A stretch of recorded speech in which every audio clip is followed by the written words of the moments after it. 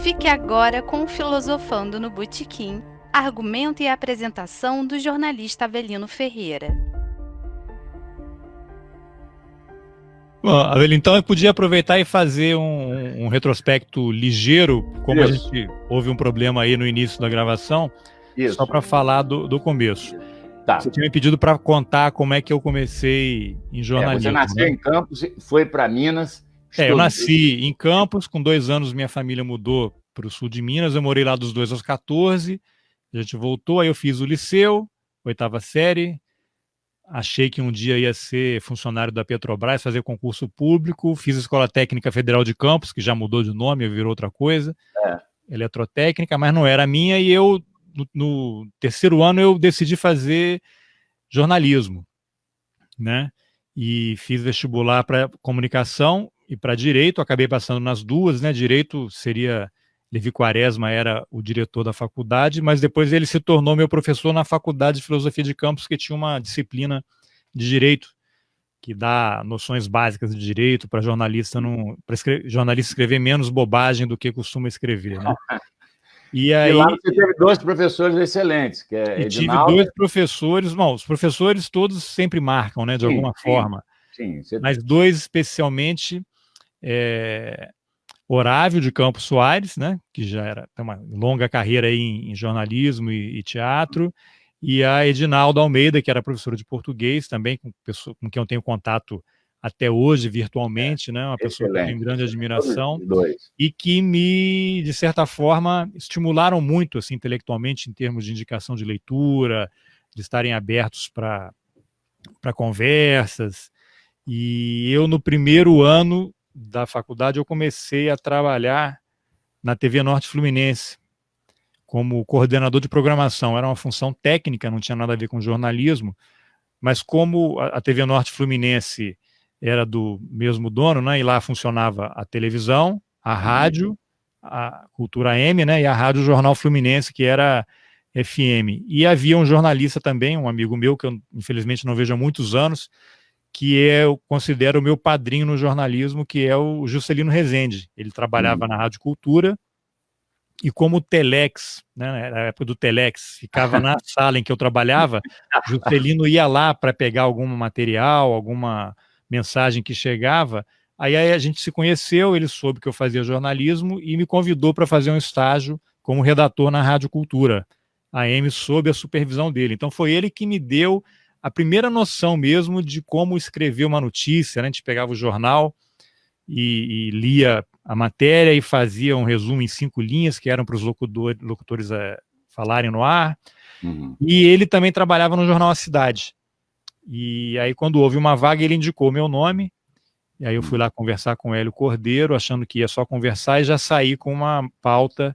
A primeira matéria que eu fiz na vida em jornal, no jornal A Cidade, foi sobre o dia 8 de março, o Dia Internacional da Mulher, que era uma enquete. Elinho me mandou, vai para a rua, vai lá para o centro com um fotógrafo, perguntar para as mulheres o que elas acham, se tem algo para comemorar no Dia Internacional da Mulher. Eu vi que a coisa não melhorou muito, né? Ainda tem muito para avançar até hoje. E aí que eu comecei, né? Fiquei 3 anos no Jornal A Cidade. Ele que te deu essa marca que você carrega, que é o seu próprio nome, né? Juscelino, foi Juscelino, porque os amigos todos me chamavam de Júnior, né? Todo mundo que é Júnior tem esse problema, né? Os pais inventam lá eu quero um Júnior para chamar de meu, né? Aí você tem um nome igual ao do pai, e na família você é Juninho, né? E aí você cria aquele problema de identidade desde cedo, né? E aí o Juscelino falou, não, você é o Júnior, Carlos Alberto Júnior. E aí eu passei a assinar.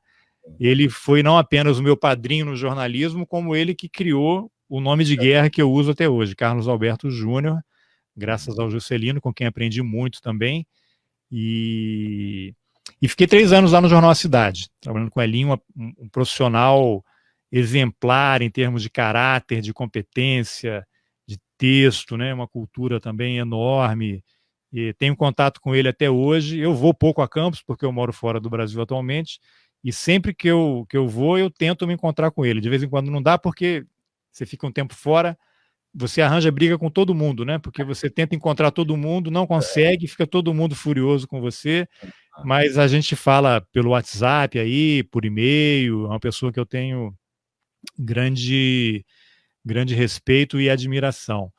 Assim como você, né, que a gente se conheceu, eu tinha 19 anos, fazendo uma matéria que foi pautada pelo Elinho. Na verdade, tem 2 matérias marcantes em que eu te entrevistei, inclusive por conta da entrevista eu comecei a separar o material aqui, vou fazer uma revelação aqui, não sei se você conhece alguém aí. Júnior, Isso aqui é em 89, lá no CIEP da Lapa. Sou eu, né? Estou um pouco diferente, mas sou eu e você, com essa barba antológica. Eu estava te entrevistando porque no CIEP da Lapa estava acontecendo um encontro da ARTA, né? Da Federação Teatro do Rio de Janeiro. Então tinha artistas, mas não só do Brasil, tinha gente de vários lugares, né? Da Colômbia. De teatro amador, e eu fui te entrevistar, o jornal acho que deu uma página sobre o encontro, né? O pessoal estava dormindo também lá, havia apresentação em vários lugares da cidade, em 89, mas eu acho que essa não foi a primeira entrevista que eu fiz com você. A primeira, quando eu te conheci, eu acho que foi antes. Agora eu estou em dúvida se foi antes ou depois. Sim. E você não se lembra, mas eu lembro. Não lembro. Porque foi lá no Teatro de Bolso. Você foi diretor do Teatro de Bolso? Porque na época era da ARTA, não era... Era presidente da ARTA. Você fazia questão de dizer que você era amador, né? Você se recusava a ser profissional. Isso. Era amador. E aí, Elinho me pediu para ir lá fazer uma matéria, que eu não me lembro o nome do cara agora, mas é um outro ator lá. Vocês se desentenderam e ele te deu uns socos lá, né? Ricardo Lavardi. Aí ele vai lá e faz uma matéria, porque teve um problema e Avelino foi agredido. Vai lá entrevistar o Avelino. Ricardo, ele não foi isso. Ricardo, ele era um dos diretores da ARTA. Nós elegemos uma chapa, né? Eu, presidente, ele era um diretor artístico. Então, ele achava que, como diretor artístico, ele tinha que mandar no teatro. Aí eu falei, rapaz, esse aqui é uma entidade, é a ARTA, né? Quer dizer, você é um dos diretores, todos os diretores aqui mandam na coisa. Agora, a palavra final é minha, que sou o presidente. Ele não aceitou, chegou a entrar na justiça para dirigir o Teatro de Bolso, né? E aí o que acontece? Ele pegou o Didão é um rapaz, na época era magricelo, menor, assim, e o Ricardo Lavardi era mais forte.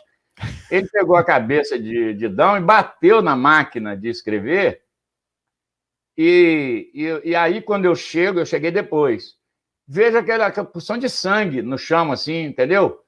Eu acho que Didão foi lá para dentro do teatro, ali na entrada, na secretaria, foi lá para dentro, e aí tinha aquela porção de pingos no chão. Não tem aquele filme de detetive que vai seguindo o sangue, né? Em vez de seguir o dinheiro, vai seguindo o sangue. Então. Aí fui lá para perguntar o que está vendo. Aí ele meio chorando assim e tal, papá. Aí soube que Ricardo Lavardi tinha agredido ele. Aí eu fui para falar com o Ricardo seriamente. Ele agarra na minha barba, Ricardo. Nessa barba aqui, né? Era fácil, né? Era uma barba e tanto, né? Aí ele segura na minha barba.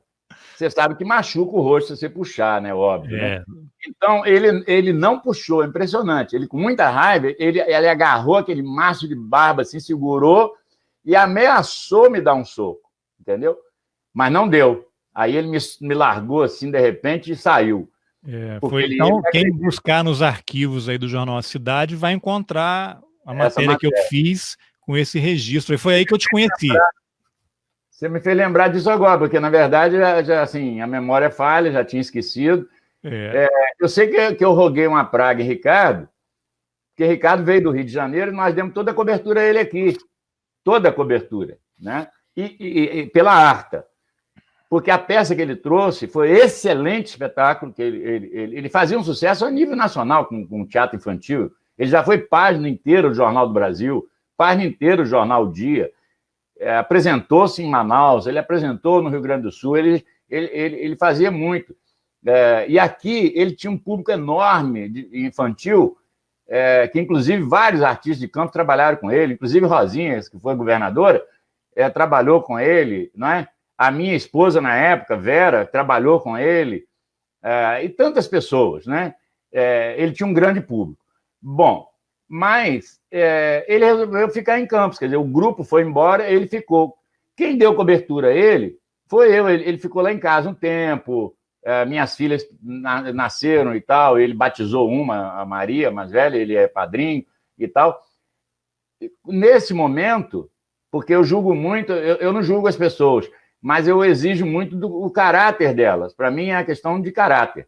Então, ele quando acontecem esses atos e etc., e ele fica perturbando, e entrou, inclusive, na justiça, e o juiz deu a ele a direção do teatro, ele foi pegar a chave comigo, naquele festival de 89, chega lá com o oficial de justiça, eu cheio de problemas, o oficial de justiça me entrega uns papéis lá, dizendo que eu tinha que entregar a chave a ele e tal, aquela coisa de juiz e tal, né? Aí eu pedi ao irmão de Garotinho,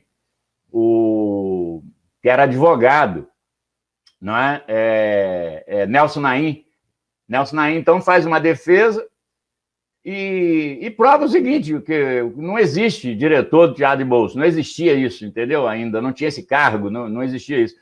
E quem mandava, então, era o presidente da ARTA, ou seja, não tinha nada. E além de tudo, o teatro já tinha sido doado para a prefeitura, então o teatro nem era nosso, nós dirigíamos o teatro, mas o teatro não era nosso, então ele não tinha direito nenhum, na verdade. Aí eu fiquei indignado, aí roguei uma praga nele, falei, olha, rapaz, você vai, porque eu ajudava muito ele, você vai pedir esmola e eu vou dar, certo? Aí é aquela coisa grega, né? De cumpra-se o destino, né? E ainda falou que um dia ele ia morrer. Ele morreu... Pode demorar, mas você vai morrer. Não, mas ele morreu muito mal, Todo né? mundo vai. E tal, assim, eu nunca mais também falei com ele. Muito chato, né? E chato, mas assim, não pode, ô Júnior, eu posso discordar de você, eu não posso dar porrada em você, ou você em mim, ou tal. E a pessoa não pode se perder a esse ponto, isso eu não perdoo, assim. Eu acho que... Deve ter sido um momento de insanidade dele ali, né? Devia ter problemas psicológicos também. Pode até ser, mas o cara insistiu com o problema, que tipo assim, eu quero, eu sou eu que mando, etc. E sem direito nenhum, quer dizer, jogando. Então, mas esse episódio passou, eu não sabia que você, não me lembrava mais que você tinha feito a matéria. Mas foi marcante porque foi por causa disso que a gente se conheceu. E isso foi em 89, vai fazer... 99... Porque o festival foi em julho. Então, essa matéria é primeira. Já tem mais de 30 anos que a gente se conhece, e o curioso é que parece que a gente se encontrou ontem, né? Todas as vezes que eu fui a Campos, a gente se encontrou pessoalmente, a impressão é que a gente tinha se visto na véspera. Mas por conta da... Elinho Coelho tem uma frase que diz o seguinte, assim, ele usa sempre, né? A frase não é dele, mas assim... Porque para a amizade não importa a distância, né? Nem o tempo, né?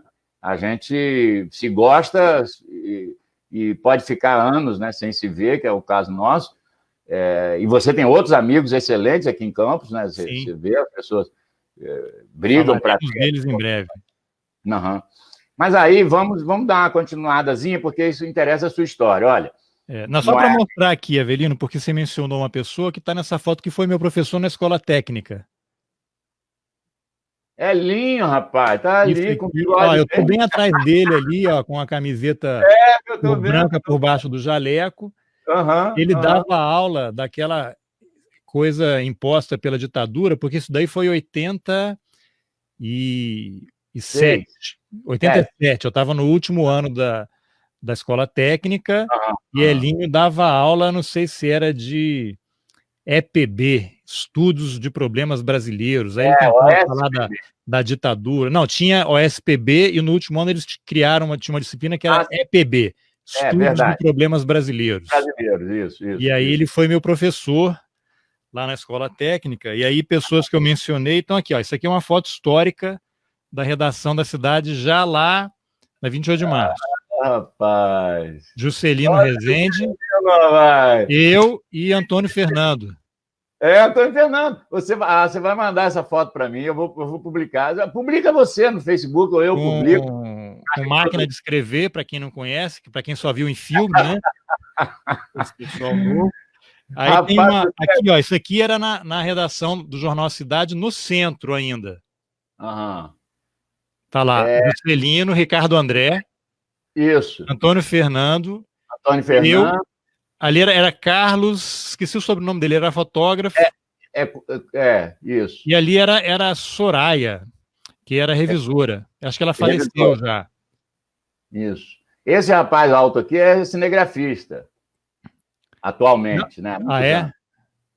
Ele é cinegrafista, um E altão. aqui, ó, isso aqui, depois que o jornal foi lá para 28 de março, ficou uma loja comercial do jornal lá no centro. Ah, sim, Aí isso estou aí. eu, Silênio Ah, Tavares, que era colega da redação, aham, e Roberto, que era fotógrafo, acho que era primo de Elinho. aham. Ali, ó. Rapaz, você vai mandar. Isso aí é uma Ó, relíquia. Como é que você guardou isso? Você vai mandar isso para mim, rapaz. isso aqui, ó, é a gente numa entrevista com, vê se você reconhece aí, lá no Palácio da Cultura, em outubro de 1990. Eu não lembro o nome de todo mundo, mas Tiago de Mello. Adilson Sarmé. Ali tem aquela menina que está com a Dilson ali, eu não lembro o nome dela, mas Gustavo Araújo. Aham. Ali aquela menina entre Gustavo e Silênio Tavares.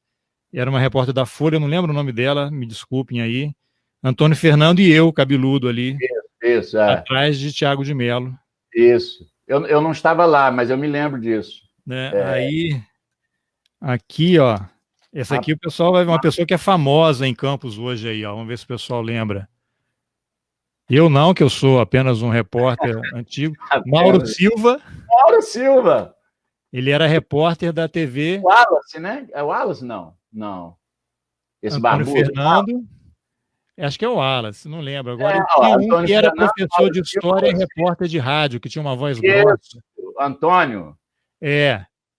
Esqueci o sobrenome. É Antônio, não sei das quantas. Isso aí era uma coisa de o verão na cidade, o jornal fazia uma cobertura nas praias, cidade nas praias, aí eles mandavam a equipe de rádio, TV e jornal no mesmo carro para poder fazer matérias lá, especiais. Isso aqui foi Antônio Cláudio Viana. Antônio Cláudio, isso. Antônio Fernando, Wellington Oliveira, Wallace Oliveira, aliás. Wallace Oliveira, isso. Mauro Silva. Aqui tem outra figura famosa aí, vamos ver. Isso aqui é indo para São Fidélis, uma operação dos bombeiros com polícia florestal. Em cima da pedra do meu lado está Aloysio Balbi, sentado na pedra. Está com a mão assim, isso. Antônio Cruz, que botou a câmera no tripé para aparecer na foto. E Juscelino, tá ali? Não. Não, ali é Mauro, que era cinegrafista da TV Norte. O outro é um operador de áudio. É Mauro, rapaz. Mauro, ele tem um apelido, né? Estranho. Macaco, né? E ali, Rose Davi. Isso mesmo. Que era diretora da TV, de jornalismo, né? Muito tempo. Repórter, né? Rapaz, isso é relíquia pura. E aqui tem outro no Jornal A Cidade, ó. Aí, rapaz. O problema é que as pessoas morrem, né? Ronaldo Machado. Ronaldo Machado. Mário Neto. Mário. Eu. Você, Juscelino. E essas meninas? Ali a Soraya, que era... Eu acho que é Soraya o nome dela, que era revisora. E no colo de Juscelino é a Andréia, que também era revisora. Não me lembro dessa. Não me lembro. Isso aqui era lá no centro ainda, antes do jornal ir para 28 de março. Júnior, isso é uma relíquia. Você vai fazer... Não, é sério, porque a gente só sabe que é relíquia e tem esse nome porque passa o tempo.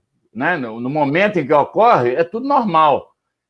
E depois você vai vendo, a gente envelhece, ganha experiência e começa a dar valor à história. Essas fotos têm 30 anos.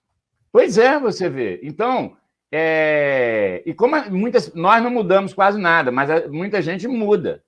Você ficou mais forte. Eu tô velhinho já também. Não, velhinho nada, faz isso não. Você 50, né? Aqui eu tinha 19, né? Tinha 19, 20 anos. Você incorporou mais, assim, eu não, desde essa época que eu fiz exame para o Exército, até hoje eu tenho 70 quilos.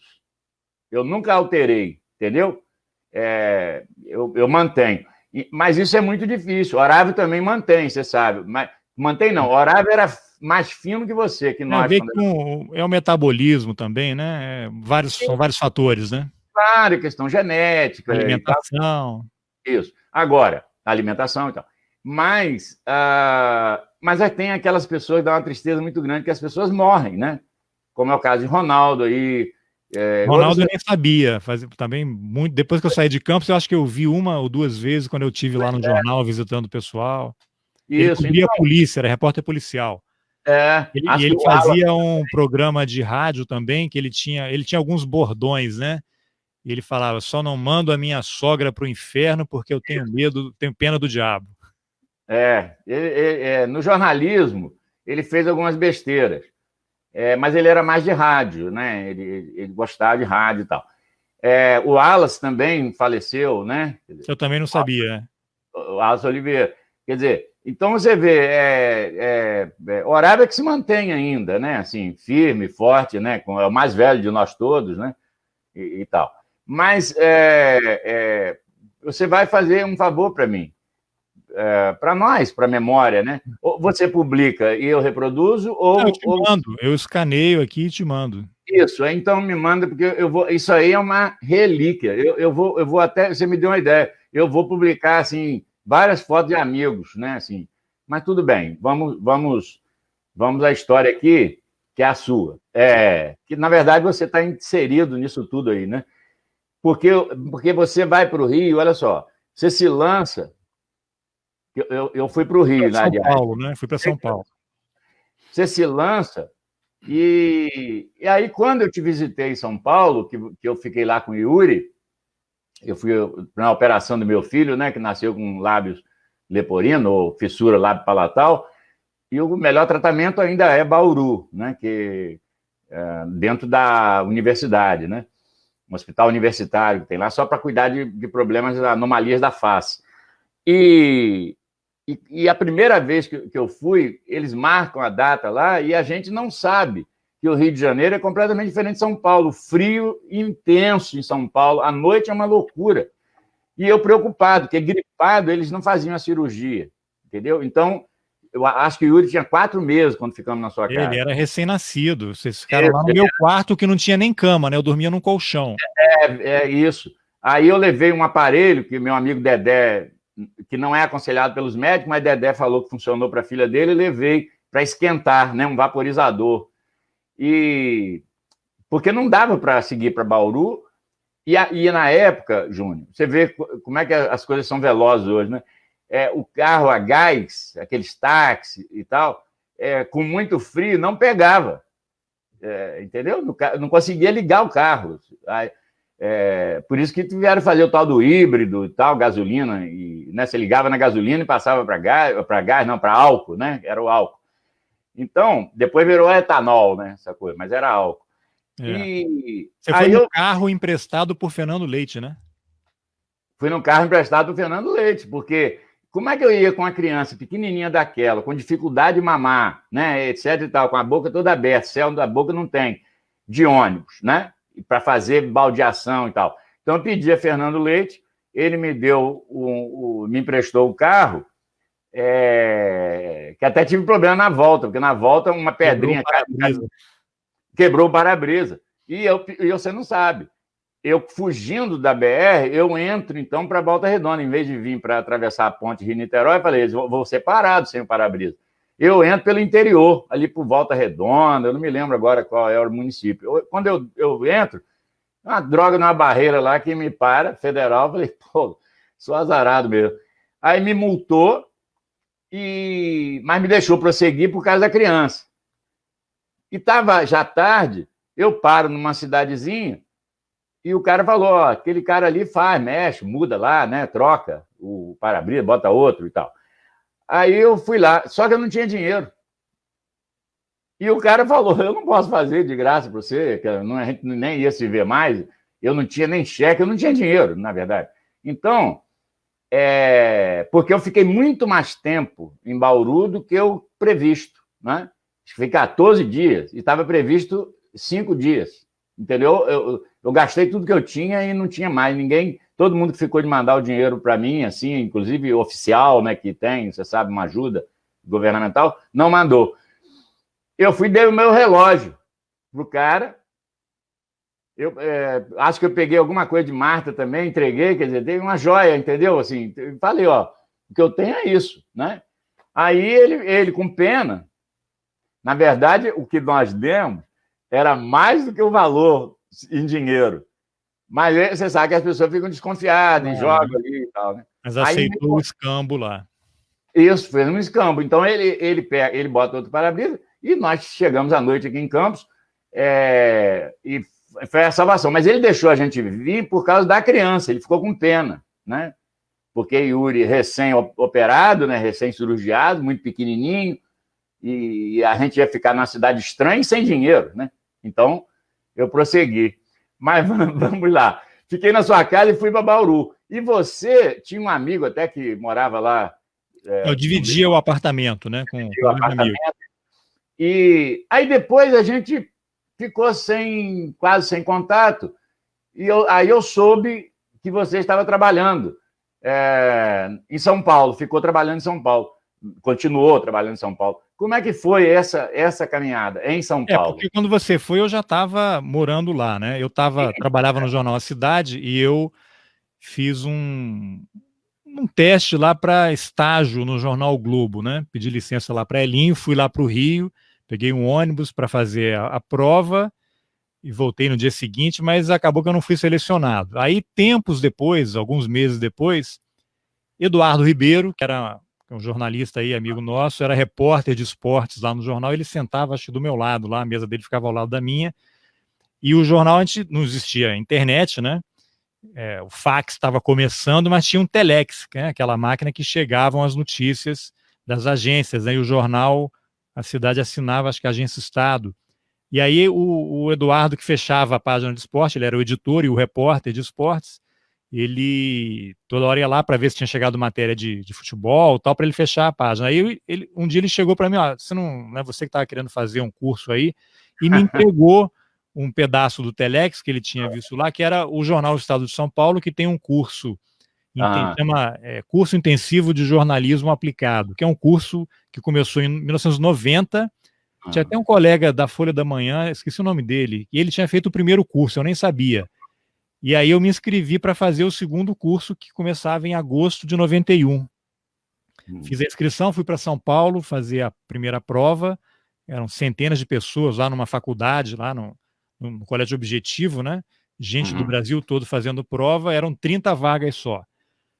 Aí eu passei na primeira fase da prova escrita e fui selecionado para entrevista. Aí eles pegavam 60 pessoas dos 5 mil tantos inscritos para uma entrevista pessoal lá no Estadão, lá na Marginal Tietê, e daqueles 60 eles iam escolher 30. Aí eu fui para lá e acabei sendo selecionado. E aí o resultado ia sair num domingo, ia ser publicado num domingo no jornal, no Estadão, e o curso começava na segunda. Só que aí o jornal, o pessoal do curso lá, como sabia que eu morava longe, né, tinha que me desmobilizar para ir para São Paulo, eles me ligaram numa quinta-feira ou numa quarta-feira, antes para dizer que eu tinha sido aprovado, e aí eu fiquei lá, entrei em parafuso, né, falei com o Elinho, falei com que tinha sido aprovado, que ia para São Paulo, era um curso de 3 meses, um treinamento, né, e para me desmobilizar. E eu tão maluco, né, eu sempre fui muito Caxias em relação a trabalho, né, e havia um ônibus, acho que ainda tem, era Campos São Paulo, que sai todo dia 8 da noite. Isso. Ia direto. Então eu tinha ido 2 vezes para fazer as 2 provas, e aí eu comprei a passagem para sábado à noite, para chegar domingo de manhã em São Paulo, na casa de um amigo, e depois eu fiquei hospedado alguns dias na casa, sabe de quem? Eu nem sei, eu nunca mais, não sei se está vivo, nunca mais tive contato, mas era um cara que trabalhava na oficina lá do Jornal A Cidade, na impressão, na gráfica, Marcos Strobel. Sim. A mãe dele... Não sei dele também. A última notícia que eu tive, ele morava em Niterói, mas já tem uns 20 anos que não tem notícias, e a mãe dele ele era de São Paulo, a mãe dele morava em São Paulo, na Avenida Paulista. Oh! E aí ele conseguiu para eu ficar uns dias com ela. Uhum. E aí, mas em Campos ainda, eu ia viajar sábado à noite. Aí sábado de manhã eu ainda estava trabalhando. Ele me pautou lá, fui lá uma reunião no CDL, Clube de Gentes Logistas. Maluco, tendo que arrumar a mala. Mas aí eu cheguei é aqui à tarde e viajei, cheguei lá. E aí no curso, quando o curso começou, na segunda-feira, eu vi que tinha outras pessoas de outros estados, gente que estava numa situação parecida que a minha. A gente começou a procurar uma pensão. E aí a gente achou um apartamento na Alameda Santos, que é uma avenida, uma alameda paralela à Avenida Paulista, na região central de São Paulo, região nobre. Era uma família que tinha um apartamento no mesmo andar e alugava, transformou o apartamento lá em pensão. E aí eu morei 1 ano naquela pensão, fiz o curso de 3 meses, né? E você chega a São Paulo, imagina, nasci em Campos, fui criado no interior de Minas, a cidade tinha 30 mil habitantes, não existia internet, né? Isso em 1980 e 91. Eu estava ainda no 4º ano da faculdade, olha só a loucura. E o 4º ano da faculdade naquela época, o último semestre não tinha aula. Você tinha uma ou outra disciplina que tinha uma matéria e você tinha que trabalhar no TCC. Isso, eu tinha que fazer então o eu podia fazer, de certa forma, remotamente. Aí eu fui falar com o Edinalda, falei com o Horávio, pedi ajuda de todo mundo e eles intercederam junto à direção. Acho que o diretor na época era Carlos Alexandre, posso estar errando o nome. E eles me aliviaram das faltas ali, né? Então fiquei de agosto a novembro fazendo o curso, voltava para fazer uma prova, até Fernanda Silveira, que foi meu professor também na faculdade, dava aula na faculdade de Direito, eu cheguei a fazer prova sábado, chegava 6 da manhã em Campos, e ia para a faculdade para poder fazer prova, e voltava no domingo, porque o curso lá retomava na segunda-feira. E aí, no final do curso, eu já não queria voltar para Campos, né? Você estava em Campos, aí você chega a São Paulo com 21 anos, né? É bombardeado com aquilo, apesar de não ter internet, TV a cabo era uma coisa que estava começando, né? Você está ali na Avenida Paulista, tendo acesso a milhares de cinemas, e aquela vida cultural. Eu não tinha dinheiro, né? Mas aquilo estava pulsante ali, né? E eu morava num quarteirão que era entre a Joaquim Eugênio de Lima e a Brigadeiro Luiz Antônio, uma área nobre, quase em frente ali a faculdade Casper Libero, que tem aquela torre da Globo ali, onde é a largada e a chegada da São Silvestre. Então é uma área central.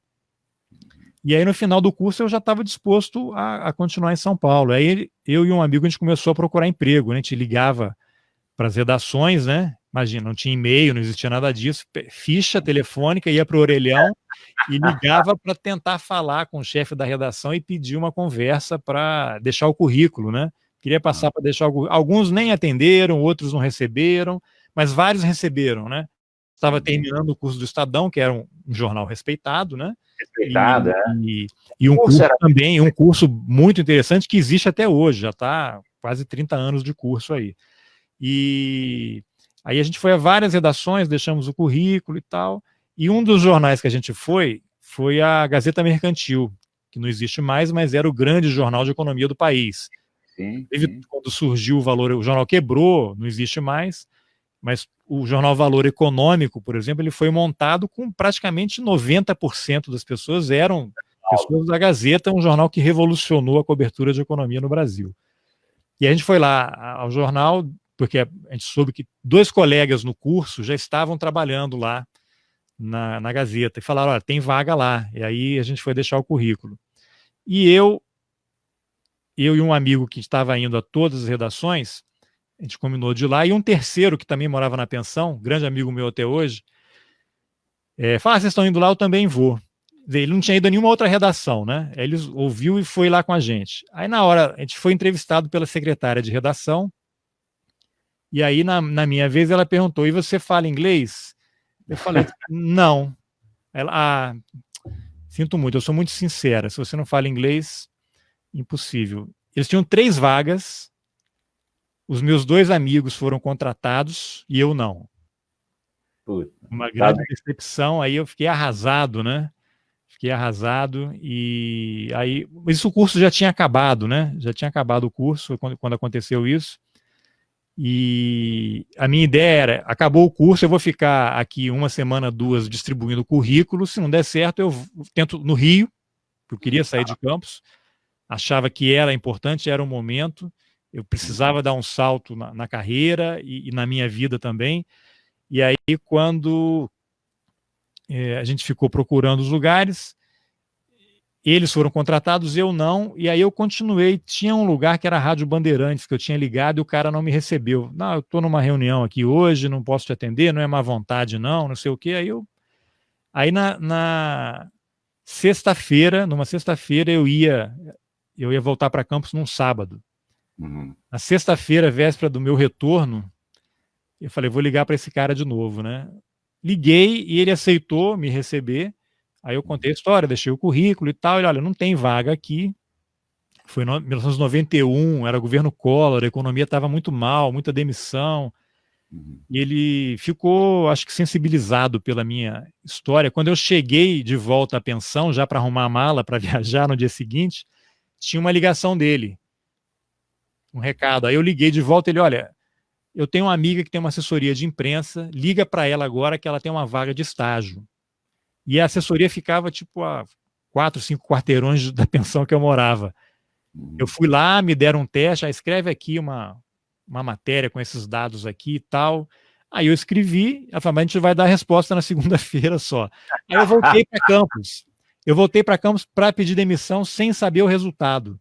Eu estava lá na redação pedindo demissão para Elinho, e aí elas pediram para eu ligar na segunda-feira, uma coisa assim, e aí lá na redação do Jornal da Cidade eu soube que elas resolveram me contratar. Aí consolidou eu oficializei a demissão e voltei para São Paulo, em 91, e nunca mais voltei a morar em Campos, né? E aí comecei a trabalhar nessa assessoria de imprensa há alguns meses, e aí depois eu comecei a contato, fui conhecendo as pessoas e fui mudando de trabalho. Oi? O inglês. Ah, bom, aí depois daquela ali, no dia seguinte eu me matriculei numa escola de inglês, né? Para aprender, porque foi um trauma, eu diria que isso foi um trauma na minha vida, de você... E depois até os meus amigos falaram, olha, tinha a vaga, se você dissesse que estava estudando, você teria sido contratado. Porque o trabalho do inglês era você pegar os telex que chegavam das agências de notícias e traduzir. Fazer uma notinha aqui e tal, não era nada absurdo, com um dicionário ali, com conhecimento básico que você conseguiria, mas eu resolvi ser honesto, e aí paguei o preço de dizer a verdade. Né? Assim. Aí eu fiquei ali, mas ali não tinha futuro, né? Porque o salário é muito baixo, e não era o que eu queria fazer, eu queria trabalhar em redação. E aí depois eu comecei a fazer... Esse cara da Bandeirantes que tinha me indicado para assessoria, surgiu uma vaga na pesquisa, departamento de pesquisa, que é o suporte da redação, né? O cara está fazendo uma matéria, precisa levantar informações sobre determinado assunto e pede lá no arquivo, você pega o material e manda para ele. Aí eu trabalhei alguns meses lá no arquivo da Bandeirantes. Aí eu tinha um amigo que estava trabalhando nas Vejinhas, nas famosas Vejinhas, que você tinha a revista Veja. Eu sei. Até tem ainda, acho que Veja Rio e Veja São Paulo, mas antes havia Vejinha Rio Grande do Sul, Paraná, Santa Catarina, interior de São Paulo, Bahia, Pernambuco. Eu trabalhava na checagem dessas revistas, que era ali na Marginal Pinheiros, não, Marginal Tietê ainda, no prédio antigo. Você ficava as Vejinhas ficavam... Era uma redação à parte. Os editores ficavam lá em São Paulo e você tinha sucursais que mandavam as matérias. E o trabalho do checador é basicamente você pegar o material bruto dos repórteres, os relatórios, né? A revista tem muito isso, né? O repórter, agora eu não sei como é que tá, mas antes ele não dava o texto final, né? Era o editor ou o redator da editoria, ele pegava material de pesquisa, os relatórios dos repórteres com apuração e consolidava no texto final. O trabalho do checador era pegar todo aquele material bruto e comparar com o texto final para ver se tinha erro de número, informação, nome, data e tal. E é um trabalho que salvava muitas reportagens, que às vezes o cara passa batido, comete um erro, né? E aí depois tem um problema. Uhum. Mas aí logo depois veio o plano Collor, né? Uhum. A economia mal, a Veja fechou todas as Vejinhas, demitiu todo mundo e eu acabei saindo nessa.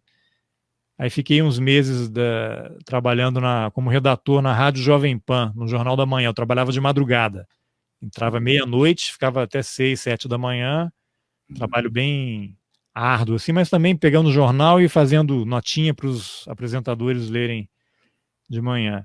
Até que depois surgiu uma vaga na Gazeta Mercantil, aí eu já estava estudando inglês, e aí fui contratado em 93, e aí comecei a trabalhar, cobrir a área de economia, né, na área de finanças.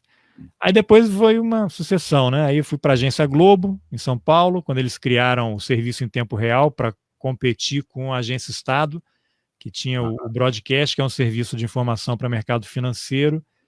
E aí o jornal lançou a Agência Estado, a Agência Globo, e eu fui da primeira equipe em São Paulo. Fiquei um ano e pouquinho, aí no final de 95 eles abriram uma vaga para setorista no Banco Central em Brasília e me convidaram. Dobraram meu salário e eu fui para Brasília no final de 95 e hoje é a cidade que eu considero também a minha cidade, que é onde eu morei mais tempo a minha vida toda, né? Saí depois por conta de morar no exterior, mas é a cidade para onde eu sempre volto, porque minha esposa é diplomata, então Brasília é a nossa base. E lá em Brasília, continuei na Agência Globo, depois voltei para a Gazeta Mercantil, eles criaram um jornal chamado Gazeta Mercantil Latino-Americano, uma ideia espetacular, que era um tabloide semanal, que era encartado na edição de segunda-feira, publicado em português no Brasil e em espanhol em vários países da América Latina. O jornal tinha parceria com os principais jornais de economia dos outros países, e aí saía a edição em espanhol. Mas depois o jornal quebrou também, começou a atrasar salário, e aí... E o Correio Brasiliense? O Correio Brasiliense? Foi depois, né? Mas aí em 98 a Editora Globo criou a revista Época. E aí o José Casado, que era um jornalista da Gazeta Mercantil, hoje está no Globo, ele estava na sucursal da Gazeta lá em Brasília e foi convidado para ser o chefe da sucursal de Brasília. A gente se conhecia, ele me convidou e eu fiz parte da primeira equipe. Era eu, Hugo Braga, que hoje está em assessoria de imprensa, e Daniela Pinheiro, né, que foi depois repórter da Veja, repórter premiadíssima da Piauí, foi diretora da Editora Globo, da revista Época, né, e hoje está na Inglaterra como professora convidada e tal, então nós éramos dessa primeira equipe. E aí, jornalismo, você tem o jargão famoso, né, que são os passaralhos, né, de tempos em tempos você tem demissões em massa, as redações vão sempre encolhendo, e numa daquelas eu fui demitido em 2003, e o que é o curioso, né, o editor na época era o Expedito Filho, da sucursal da época. O Expedito também é um excelente repórter, premiadíssimo, já prêmio ESSO, foi da Veja há muitos anos, e naqueles cortes de redação, o financeiro manda, tem que cortar X, e aí o salário da sucursal que atendia essa necessidade era o meu. E ele até falou, não era você que eu ia demitir, mas o orçamento é esse aqui, sinto muito. E isso porque meses antes eu tinha feito uma cobertura de denúncias sobre venda de sentença no STJ, consegui um material lá que a Polícia Federal vazou, com grampo de criminosos e advogados negociando compra de sentença, que resultou no afastamento de um ministro do STJ. E aí o diretor de redação era o Paulo Moreira Leite, que me ligou em casa para dar os parabéns. Eu fui carta da semana do editor, né, no editorial da revista. Eu lembro até meu sogro, pô, depois dessa aqui você nunca mais vai ser demitido, né? 2 meses depois eu fui demitido. Para você ver que as coisas, a ciência me parece, nada do que parece é. Aí eu fiquei um ano depois numa assessoria de imprensa. Em 2004 eu fui para o Correio Brasiliense, fui coordenador de economia e de política, fiquei 4 anos lá, e a minha esposa foi aprovada no Instituto Rio Branco, né, se tornou diplomata, e o primeiro posto dela, ela foi convidada para trabalhar em Angola. No primeiro momento ela não quis, porque é um país difícil, recém-saído da guerra, a gente estava pensando em ter filho, a gente não tinha filho ainda, e aí eu soube que a TV Brasil estava procurando, o governo tinha criado a EBC, e a TV Brasil estava procurando um correspondente para a África, para Angola. Aí eu fiz uns contatos, soube que realmente era, e aí aquilo que você mencionou aí de se lançar, né? Eu que nunca tinha feito televisão na vida, fui lá e me ofereci para ser correspondente internacional de TV, sem saber nada de televisão, e fui, né? Não sei quem é mais maluco, eu ou eles. E moramos 2 anos em Angola, fui correspondente lá, viajei por 15 países fazendo reportagem, cobri a eleição em Moçambique, na África do Sul, vi o Nelson Mandela de perto, cobri conflito na República Democrática do Congo, vi o Gaddafi de perto, assim, a 2 metros de distância, sentei na cadeira do Gaddafi por engano na Líbia, acho que não deu muita sorte, porque depois ele foi assassinado lá, né, naquelas revoltas da Primavera Árabe, mas são episódios curiosos também. Muito. Naquele norte da África. E aí, em 2010, a minha esposa foi transferida para Washington. A ideia era que eu continuasse como correspondente da TV nos Estados Unidos, porque eles não tinham ninguém aqui. Só que o serviço público ele é muito complicado. E aí você tem... Eu não era servidor público, eu tinha um contrato de prestação de serviço. E aí tinha acontecido mudança na TV. A Eliana Chagas, que era diretora de redação da TV, saiu para fazer a campanha da Dilma Rousseff, que acabou sendo eleita para suceder o Lula, e aí a TV decidiu não ter correspondente nos Estados Unidos naquele momento, e eu fiquei aqui. A gente acabou tendo uma filha, Luísa nasceu aqui, nossa primeira filha, e aí eu estava querendo, a televisão me deu uma experiência muito interessante, uma visão bem diferente do jornalismo, e eu estava querendo migrar para a área de audiovisual, para fazer documentário, e aí eu fiz um curso de documentário na George Washington, Universidade de George Washington aqui, um curso de 6 meses, que dá uma visão geral, você vai desde o roteiro até fazer um curta documentário, e que foi muito interessante. Aí a gente ficou 2 anos aqui. Na volta para o Brasil, antes de voltar, eu fui procurado por uma produtora no Brasil que estava com uma série de programas sobre África e precisava de gente que conhecesse o continente. E aí eu acabei trabalhando lá de 2012, quando a gente voltou, até 2015. Fiz vários documentários para televisão que foram exibidos na BBC, no Discovery, trabalhando como roteirista e diretor.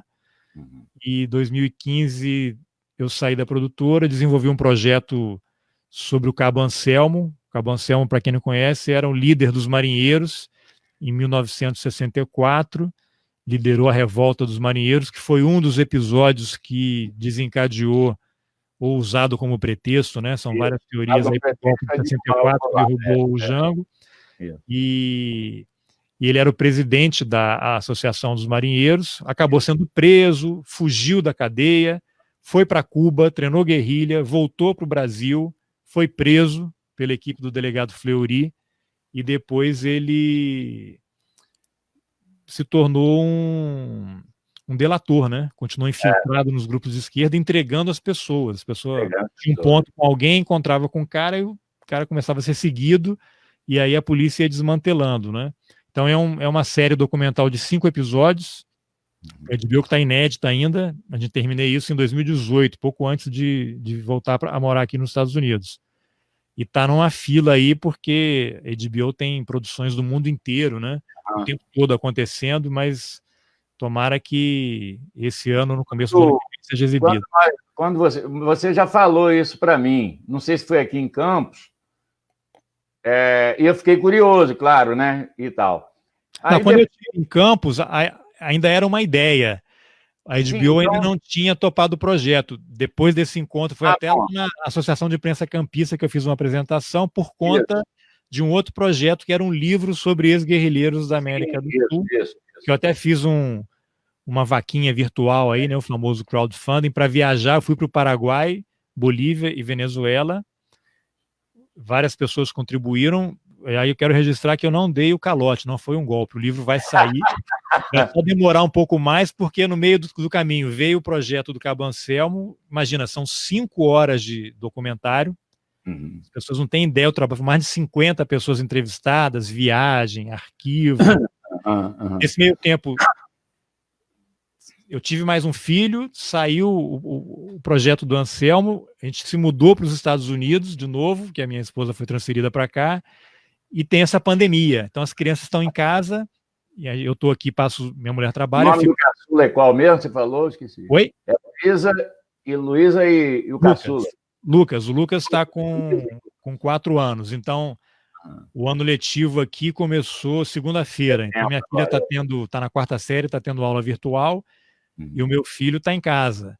E a gente aqui não tem empregado, não tem nada, então eu faço comida, dou bronca nos dois, né? Fico infernizando a vida deles, no fim do dia eles não aguentam mais me ver. Criança de 4 anos está naquela fase que o ser humano está decidindo ainda se vai virar Homo sapiens ou vai continuar na fase anterior, né? Ele fica mais de 20 segundos sem fazer ruído, eu já penso em chamar a polícia, né, para ver o que está acontecendo. Mas o Júnior, é interessante... Falei muito, hein? Não, olha só. Não, muito, você não sabe como que o registro histórico, se eu tivesse feito isso, você não sabe como que eu não costumo me arrepender de nada, porque eu fiz tudo que me veio à cabeça e eu pude fazer, quer dizer, dentro das minhas possibilidades. Você confessa que viveu, né? Eu tenho essa frase do Neruda, que hoje eu posso dizer, entendeu? Antes era só um poema, hoje eu posso dizer, eu confesso que vivi, e você está podendo dizer o mesmo. Por quê? Na verdade, eu fiz o que eu quis. Eu só fiz o que eu quis, né? E fui demitido de quase todo lugar que eu trabalhei, assim, entendeu? Então... Arranjava confusão, né? Não, Em Angola tem um termo muito interessante que eles usam em relação aos brasileiros, né? Confusionista. Vocês são confusionistas, né? Arranjam confusão. Cria problemas, né? Mas olha só, eu não tenho a síndrome do Scarface, né? Eu não tenho, assim. Porque ele foi um problemão para os Estados Unidos, né? Saiu de Cuba e foi um problemão. Eu, na verdade, não tenho. As pessoas é que brigam comigo. Eu não brigo com ninguém, entendeu? Mas a palavra, Júnior, você conhece bem isso, né? Claro, e pelo todo depoimento seu é isso. A palavra tem uma importância muito grande. Você falou, por exemplo, quando eu estava na correção de matérias, para não sair nenhum erro, porque pode dar problema, foi o que você falou, né, lá em São Paulo. Quer dizer, uma palavra mal colocada, ou intencionalmente colocada, né, você provoca uma revolução, sei lá, é uma loucura. Não, e tem uma das máximas do jornalismo, né? Se você lê um texto que tem 10 informações, a única que você conhece está errada, você vai duvidar das outras 9, né? Isso, é verdade. Então, eu uso a palavra. Aí as pessoas detestam. E eu tenho uma coisa socrática, desde 19 anos, né? Que é a ironia, né? Ferina, né? Quer dizer, a de Sócrates, dizem, né? Porque Sócrates é um personagem de Platão, né? E que é um cara frustrado porque ele não conseguiu ser um dramaturgo, né? Platão queria ser um dramaturgo, né? Porque na época, você sabe, um dramaturgo, Sófocles, né? Eurípides, Ésquilo, só grandes nomes. E o teatro era venerado, o teatro era algo fantástico, né? Assim, para a sociedade daquela época. E Platão queria se inserir nesse meio. Como ele não conseguiu, ele até ficou com raivinha de outros caras, ele criou toda a obra dele teatral, em diálogo, usando um personagem que é Sócrates, né? Quer dizer, tudo bem, não importa se ele existiu ou não existiu, importa são as ideias, o caso de Jesus Cristo, quer dizer, não existiu, mas o importa é as ideias e tal. E aí, o que eu faço? Eu crio problemas. As pessoas criam problemas comigo, né? Por causa da ironia. No escrito mesmo, né? Que você sabe, a gente pode fazer o que quiser com as palavras, né? E eu mexo com as palavras. Só que eu não uso de ofensas no sentido direto, não não chamo ninguém de corrupto. Hoje é muito comum você abrir a internet, é uma loucura isso, né? Todo mundo fala, fulano é ladrão, corrupto, não se sentem que podem ser responsabilizados, nem nada. Mas nós, jornalistas, não. Né? Foi o que aconteceu comigo, inclusive, com magistrados, presidente do Tribunal de Justiça e etc. E a gente vai falar isso lá na frente. Mas por causa da ironia. Né? Ninguém suporta a ironia. Aí acaba me agredindo. Geralmente são as forças de Estado. Né? Eu não apanho porque fulano me bateu na rua ou briguei, entendeu? Assim, até porque eu não aguento uma porrada, né? Eu sou um... Então, mas a polícia não quer saber disso. Ela bate em qualquer um. E eu sempre apanhei da polícia. Em várias épocas, né? Distintas. E nos processos, que foram mais de 30 e também me arrebentaram. Mas o que eu acho interessante é que você dá esses saltos, que a gente fala, eu falo no escuro, salto no escuro, você não é tanto no escuro, porque você é mais cadenciado, você é mais... você procura o meio termo, né, aristotélico, né, quer dizer, nada de excesso, né, também não é de covardia, então você procura o meio termo e mantém uma serenidade que eu, por exemplo, não consigo. Não que eu não saiba fazer isso, né? Possa fazer, né? Mas que eu sou um cara de teatro e tal. Mas eu não faço. Então, você consegue, quer dizer, você faz jornal, você faz assessoria, você faz jornal econômico, né? Que é complicado. Depois você fez rádio, você faz televisão. E documentário, que é algo seríssimo, assim, não que a televisão não seja séria, mas o documentário, ele expõe você muito mais, seja na editoria, né, seja em qualquer papel que você esteja representando. Mas você fez um trabalho que eu tenho acompanhado, não tudo que você faz, e aí eu queria que você me contasse um pouquinho, porque você não escreveu o livro ainda da questão da América Latina, mas você tem entrevistado muita gente importantíssima dentro do quadro político latino, não é? Não só latino, mas da América Latina. Eu tenho visto algumas entrevistas de brasileiros, por exemplo, né? Eu falo da América Latina no sentido de América do Sul, né? Que eu ouvi assim, história que você às vezes divide em 3 reportagens, né? 3 entrevistas em sequências e tal. Eu queria que você me falasse um pouquinho sobre isso. Como é que você teve entendimento com essas pessoas? São pessoas que foram muito perseguidas, né? Muitas vezes torturadas, né, pela ditadura, sofreram muito, tiveram que se exilar, outros foram presos. E você conseguiu conversar com essas pessoas e entrevistar essas pessoas, fazer um registro dessas pessoas. Então, o que eu estava falando assim, eu me culpo, eu não tenho arrependimentos na minha vida, mas eu me culpo por não ter ouvido tanta gente que já morreu aqui em Campos mesmo, e não termos esse registro, porque a gente só vai valorizar isso lá na frente. Quer dizer, eu não tinha... não é que eu não tinha ideia do registro, mas eu também não tinha meios.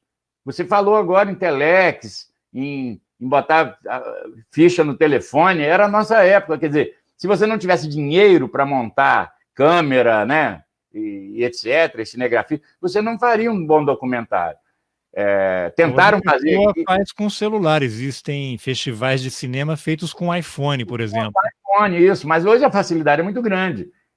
Fizeram aqui algumas entrevistas, muito mal feitas, por sinal, para gravar pessoas importantes em rádio, né, de 1 hora. Boa ideia. Mas o cara quer aquelas fitas de cassete, aquilo se perdeu, as pessoas não guardaram e tal, se perdeu toda. É a memória, né?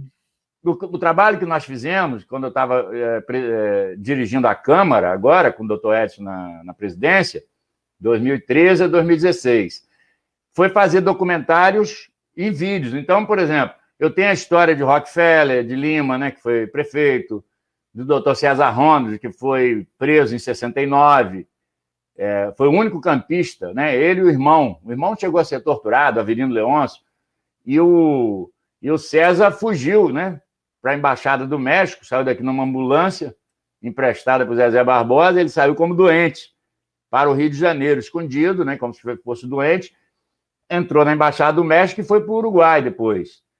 Aí deu um golpe no Uruguai, ele foi para a Argentina. Deu um golpe na Argentina, ele foi para Paris. Entendeu? E ele está medicando aqui em Campos. Quando veio a abertura, ele voltou. Então, o que eu fiz? Ele era líder estudantil no Espírito Santo, embora seja campista e liceísta. Eu fiz uma entrevista com ele, para a história dele, como eu estou fazendo com você, gravando. Mas fizemos de Delso Gomes, que está com 95 anos, e ficou no Partidão, escreveu o livro, né, a história do Partido Comunista em Campos, é o único que tem sobre a história revolucionária dos comunistas aqui em Campos, é o de Delso, né, lançado em 2000, que eu ajudei ele a fazer, etc. E outras entrevistas. Aí falei, por que nós não fizemos isso? Né? E tal. E você é uma pessoa que é um expoente nosso, você é uma pessoa que conseguiu isso tudo, que muita gente sonha e não faz. Eu conheço músicos que saíram daqui, ficaram uns 15 dias em São Paulo, não aguentou o perrengue, como a Belchior aguentou, Ednardo aguentou, Fagner aguentou, entendeu? Passaram fome também, passaram necessidade, mas venceram. Nem todo mundo, são alguns. E músicos que saíram daqui, foram para lá, 15 dias depois voltaram, não aguentaram o perrengue, pessoas novas, né, e tal, e bons músicos, excelentes, inclusive vencedores de festivais, mas não conseguiram o sucesso esperado. Você transitou em vários ambientes, né? Você mudou, não dava aqui, você foi para Bandeirantes, você foi para aqui, foi para ali e tal. E agora você está fazendo esses documentários, não é bem o termo? Podcast, essas entrevistas, que muita gente talvez não conheça aqui, não sei, porque isso aí é internacional, né, a nível de internet, né? E eu tenho acompanhado e fico muito admirado. Como é que você conhece? Queria que você me contasse um pouquinho como é que você conhece esse pessoal e como é que você conseguiu entrevistá-los, né? Isso tem a ver com esse avanço da tecnologia toda. Você lembrou de novo aí o Máquina de Escrever. As redações em que eu trabalhei, os computadores começaram a ser introduzidos ali em 95. Eu lembro quando eu saí da Gazeta Mercantil em 94, era a Máquina de Escrever, fui para a agência O Globo, em São Paulo, a gente usava a gente chamava de marmitinha, que era tipo um tablet hoje, só que grosso, e o visor você conseguia enxergar 4, 5 linhas só do texto, não tinha acento, então o C cedilha era 2 Cs, o acento agudo era, você botava H, A, H, né, depois, para indicar que é um acento agudo, e para transmitir aquilo, você tinha que tirar o bocal do telefone, quem não sabe, né, antes o telefone, aquele telefone de disco, teclado, você tirava o bocal por onde você falava e tinha um negócio chamado jacaré, você plugava no computador, e com o jacaré você prendia ali no bocal, dentro do bocal do telefone. Primeiro você ligava para a redação, né? Ou para o Rio, para a sede no Rio, né? Que a gente estava na sucursal.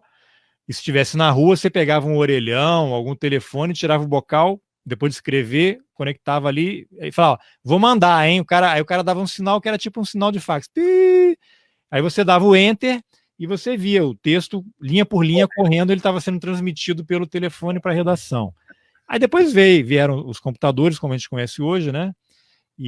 Mas mesmo assim não tinha celular, né? O celular, o primeiro que eu usei foi em 95 também, na Agência Globo, e a gente usava o pager, né? Que era o bip, que ficava aquela coisa na cintura, que era, você ligava para uma central a mensagem para o número tal, aí a pessoa lá escutava e digitava, ligar para a redação urgente, ir para o Ministério da Fazenda, voltar para o Banco Central, você não tinha celular, né?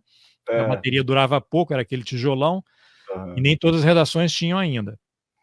E com o tempo você foi avançando, as coisas foram ficando mais baratas e você democratizou, entre aspas, o acesso a essa tecnologia que te permite fazer muitas coisas. Mas toda a tecnologia do mundo, sem inteligência e conteúdo, ela é um aparelho parado que não funciona. É um instrumento, né? Então, hoje com uma câmera, com um celular, você consegue fazer coisas muito interessantes. E aí, eu, quando mudei para cá, de volta para os Estados Unidos, a gente está aqui desde 2018, faz 2 anos agora.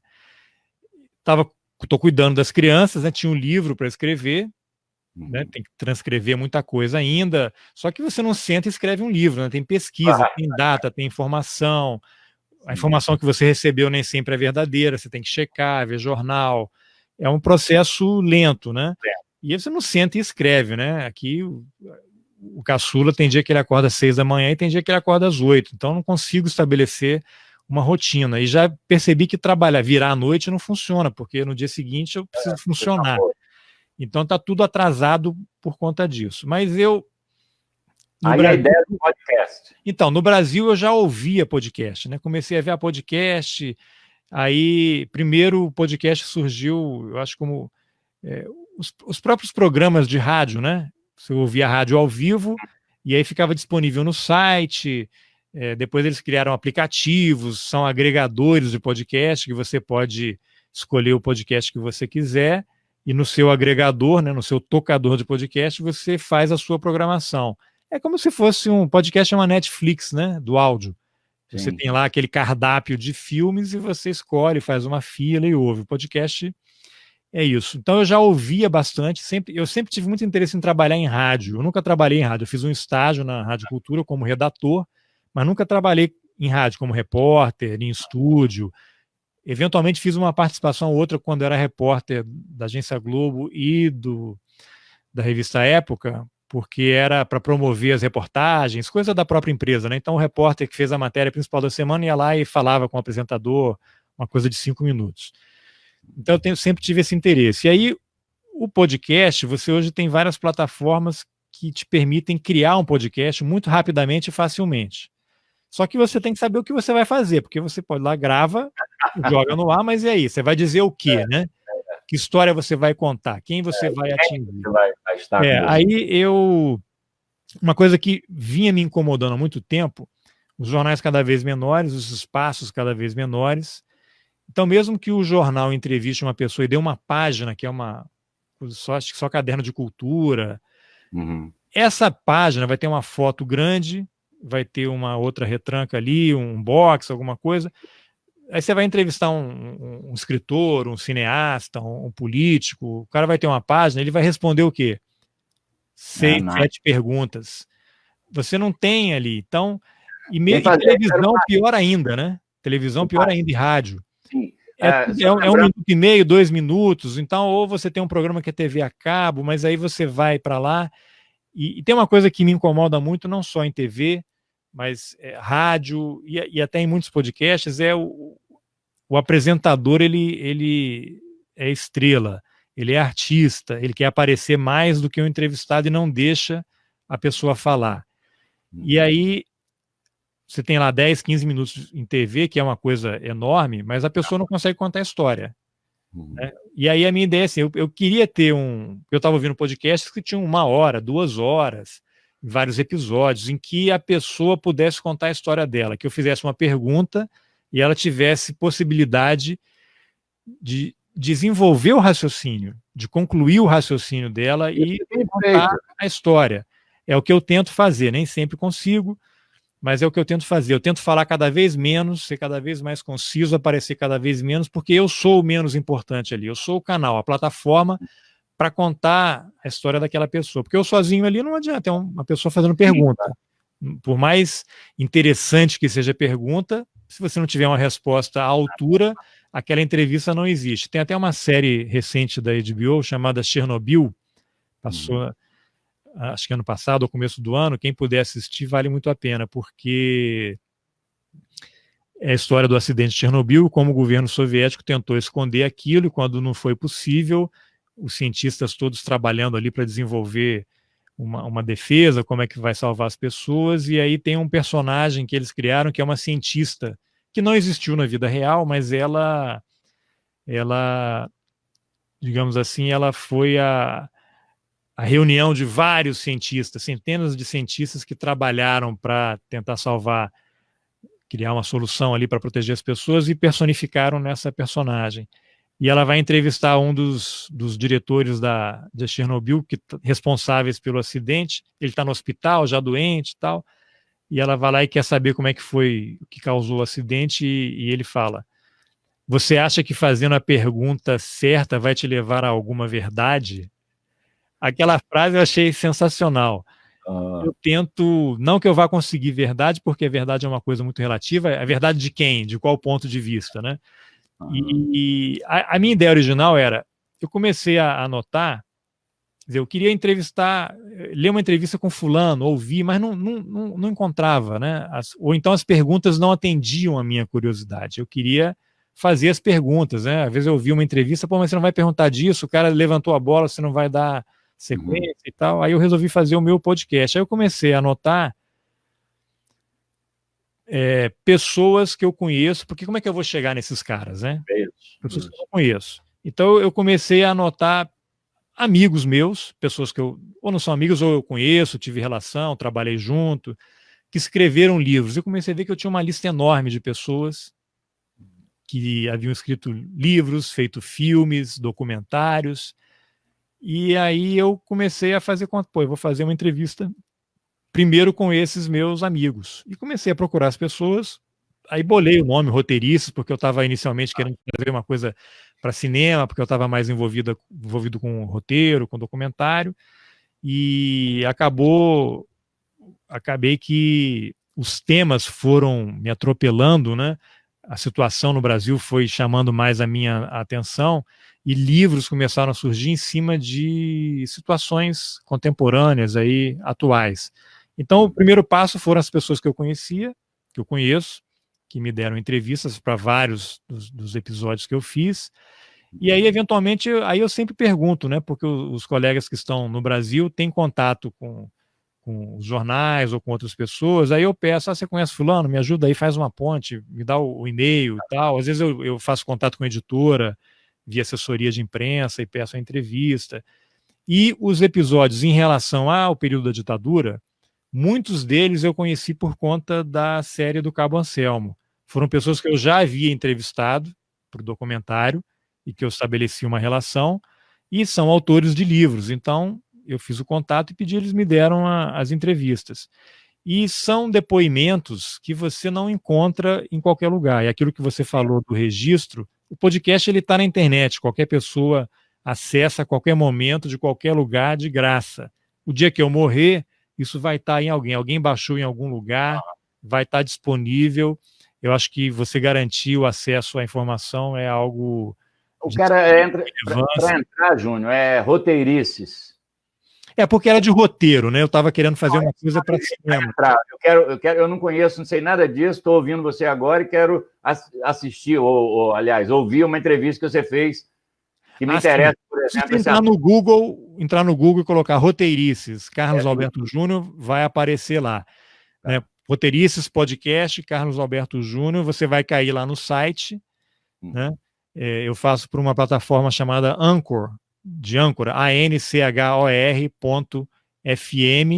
que é um desenvolvedor de podcast. Você entra no site deles, você cria o seu podcast rapidamente. É muito fácil para você gravar. Depois você vai aprendendo mais coisas, vai ficando mais sofisticado, né? Melhor, compra um microfone, aprende a editar alguma coisa. E eu faço tudo, né? Eu bolei desde o nome, aquele visual roteiriço no fundo branco, o próprio aplicativo te permite criar coisas, tipo de letra, cores, fontes. A trilha sonora, que é um contrabaixo marcado, que é uma vinhetinha no começo e no final, fui eu que fiz também no GarageBand, que é um aplicativo que tem em celular. Então eu não tenho dinheiro para pagar ninguém, né? Não estou trabalhando aqui, estou cuidando das crianças, fazendo o livro, não tenho renda, né? Não estou sendo remunerado por isso. Então, o podcast, de certa forma, ele mantém o meu vínculo com o mundo exterior, porque a gente mora nos Estados Unidos, eu passo o dia em casa aqui com as crianças, em Bethesda, que é uma cidade colada aqui a Washington, seria, sei lá, Goitacazes em relação a Campos, uma coisa assim, E é uma forma de eu me manter conectado com as coisas que estão acontecendo no Brasil. Então, são temas muito atuais também. Sim, mas o que eu percebo é seu interesse, que é o meu também, assim, de certa forma. De certa forma, não, é meu interesse, porque isso não está muito claro, mesmo quando criaram a Comissão da Verdade, e vários entrevistados seus, pelo menos 2 entrevistados seus, falaram da importância da Comissão da Verdade, mas ela não vai exaurir tudo que existe, né? Tudo que existiu, que aconteceu e tal. E é uma história que, no Brasil, é meio que tabu assim, para o poder que é mais ou menos conservador, né? Bem conservador, é mais difícil, né? E então esse interesse seu por essas figuras, você poderia falar por quê? Por essas pessoas vítimas da ditadura? Isso. É um tema que eu quando estava trabalhando numa produtora lá em Brasília, eu estava também interessado em procurar projetos que pudessem se tornar documentários. Aí eu tenho um amigo, que é o Eumano Silva, jornalista, que foi diretor de vários veículos lá em Brasília, da Veja, foi repórter de todos os jornais, e ele foi chefe da sucursal da revista Época, num período que eu trabalhei lá também. E ele tem um livro sobre a guerrilha do Araguaia.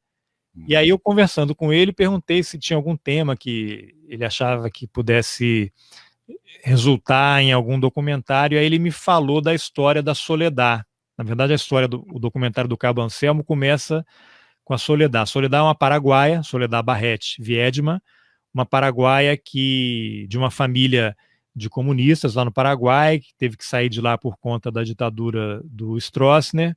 Eles foram para o Uruguai e ela lá foi vítima de agressões por conta da extrema-direita uruguaia. Sequestraram ela uma noite e riscaram a suástica nas coxas dela, e ela acabou saindo do Uruguai. O pai dela sempre foi do Partido Comunista, foi um dos fundadores do Partido Comunista no Paraguai. Ela foi para a União Soviética estudar, e ela e os irmãos já envolvidos com a luta armada, com a esquerda, a revolução. A ideia era voltar, ter um treinamento e voltar para o Paraguai para derrubar o Stroessner. Só que a Soledad, ela morreu no Brasil, porque ela estava em Cuba. Em Cuba ela conheceu um brasileiro, guerrilheiro, que estava exilado lá, havia sido preso no Brasil e foi trocado por presos políticos e foi para Cuba fazer treinamento de guerrilha. Lá eles casaram, tiveram uma filha, a Inha Sandi, que é uma das personagens também da série do Anselmo. E ela morou em Cuba na época que o Cabo Anselmo estava lá. Então eles se conheciam de lá. E quando o Anselmo volta para o Brasil, o Anselmo era o grande nome, um dos grandes nomes da esquerda brasileira. Ele volta para o Brasil em 70 para retomar contatos e iniciar movimentos armados também para lutar contra a ditadura. A Soledad queria voltar para a luta armada, queria sair de Cuba. O marido dela tinha vindo um ano antes. Ele chegou num dia e foi preso semanas depois e foi morto, né? É um desaparecido político. O corpo nunca foi encontrado. E ela vem para o Brasil e ela entra no grupo do Anselmo, que era da VPR, a Vanguarda Popular Revolucionária.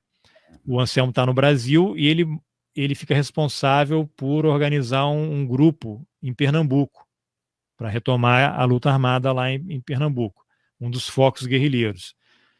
Só que quando eles se encontram, o Anselmo já havia sido preso pela equipe do delegado Fleury e já estava atuando como infiltrado, ninguém sabia.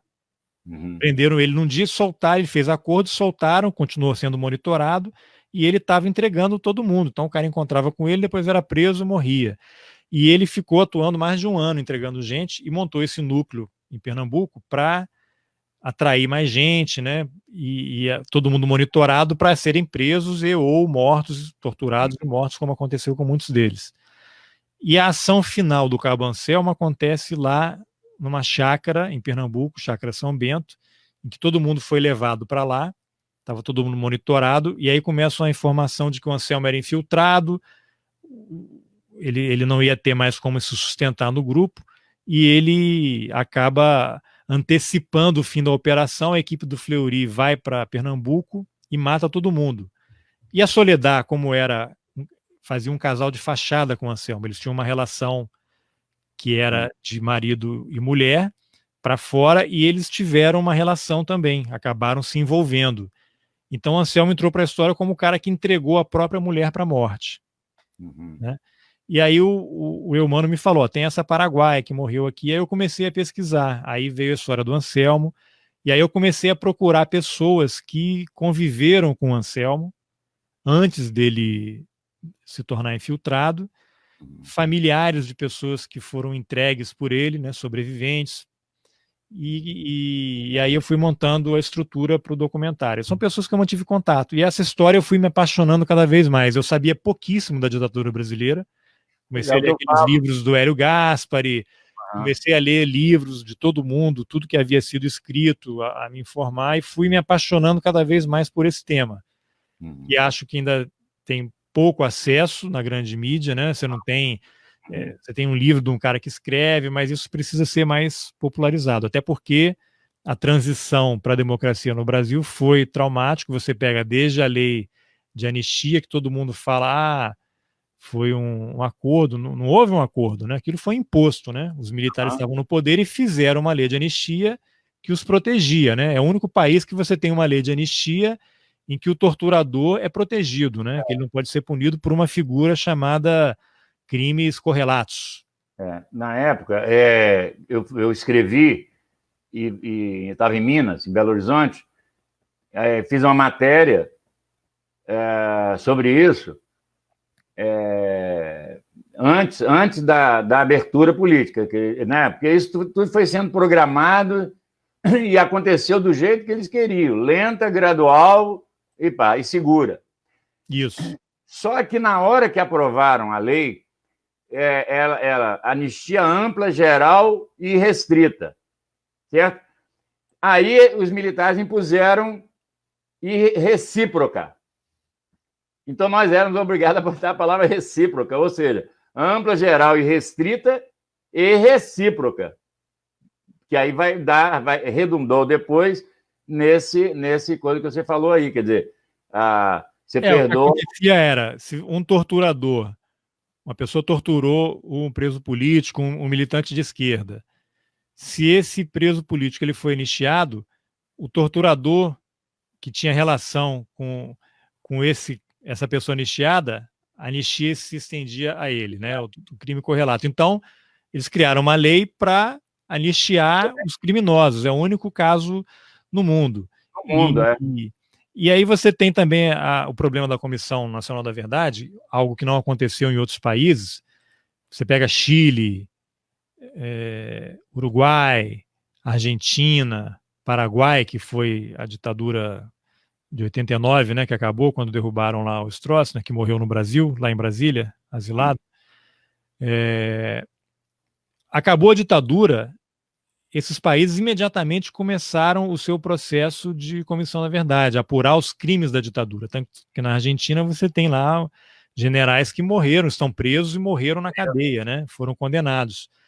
Imagina, aqui a ditadura acabou em 85, quando Sarney assumiu, porque o Tancredo Neves morreu, o Tancredo que havia sido eleito no colégio eleitoral, voto indireto. A Comissão Nacional da Verdade foi instalada no governo Dilma. Eu até entrevistei o Luiz Cláudio Cunha, que é um jornalista, escreveu um livro, Sequestro dos Uruguaios, é uma série de entrevistas que eu estou fazendo com ele no podcast. Eu vi vários. Vou ter vários capítulos ainda, e ele trabalhou na Comissão da Verdade. Ele conta, eu chegava lá para poder falar com as pessoas, ou o cara já tinha morrido, ou estava com Alzheimer, ou não queria falar, porque não houve um apoio efetivo de nenhum dos governos, nem do PT, em dar força política que a comissão necessitaria para fazer uma apuração, né? Os chefes militares, o Exército, Marinha Aeronáutica nunca contribuíram, pelo contrário, né? Só atrapalham, dão informação errada ou inverídica, e isso daí comprometeu muito. Então você tem esse ato, né? Esse tempo, essa distância toda, que vai impedir. Muita coisa não vai ser descoberta. E você tem agora um governo que é a favor da ditadura, né? Um presidente que defende tortura, que acha que tinha que ter matado mais. Então, os documentos que estão em algum lugar, né, os que sobraram, acho que muita coisa de fato foi destruída. Tem muita coisa que deve estar num galpão aí esquecido, que ninguém sabe o que tem, onde está. Um militar que se aposentou e carregou documento com ele, de vez em quando morre um, aí a família encontra lá papéis na casa dele. Então é uma história que vai ser contada de forma muito difícil, muito complicada, mas não é por isso que a gente vai deixar de tentar. Não é por isso que a gente vai deixar de tentar. Eu acho que esses depoimentos que eu tenho colhido, como o do Flávio Tavares, né, que tem aquela foto clássica do Hércules 53, ele foi um dos 13 trocados pelo embaixador americano Charles Elbrick, né, foi para o México, e ele fez 80 anos agora, tem aquela foto clássica, ele, o Zé Dirceu, o Honório Pinto, vários outros, essa foto completou 50 anos, e ele faz um relato, né, da prisão, da tortura, ganhou o prêmio Jabuti com esse livro, né, foi o primeiro relato de tortura. No podcast ele faz o relato, ele presenciou um garoto de 17 anos preso por engano, como se fosse terrorista, né, entre aspas, como a ditadura chamava, garoto torturado com choque elétrico no ânus, no pênis. Ele narra, é uma cena muito forte, aquele garoto de 17 anos, quando a tortura terminou, ele era um ancião de 60 anos. Loucura, né, rapaz? Pois é, então, quer dizer, pelo que eu estou vendo, Júnior, para além do interesse jornalístico, há um interesse histórico, no sentido de... Resgate histórico. O Brizola falava do fio da história, entendeu? Quer dizer, porque foi rompido, né? Então, ele veio, né, em 79 para pegar lá atrás, né, e conduzir esse processo que infelizmente não conseguiu, né, porque a intenção nossa era chegarmos à presidência da República e impediram de todo jeito ter as eleições diretas em 84, né? E então o que você está fazendo é muito interessante. Eu tenho ouvido algumas entrevistas. Aí para mim me soa como essa ligação, um fio, porque é um novelo e é tudo fragmentado, né? Assim, você lê uma coisa aqui, outra ali, ouve lá, vê uma reportagem, às vezes tem um documentário, mas tudo fragmentado. Não porque tem muita desinformação também, né? As Forças Armadas não têm interesse em esclarecer e você tem a contra-informação. Então, para eles é muito conveniente esse disse-me-disse, um falou isso, um falou aquilo, dão informação falsa, te colocam num caminho errado.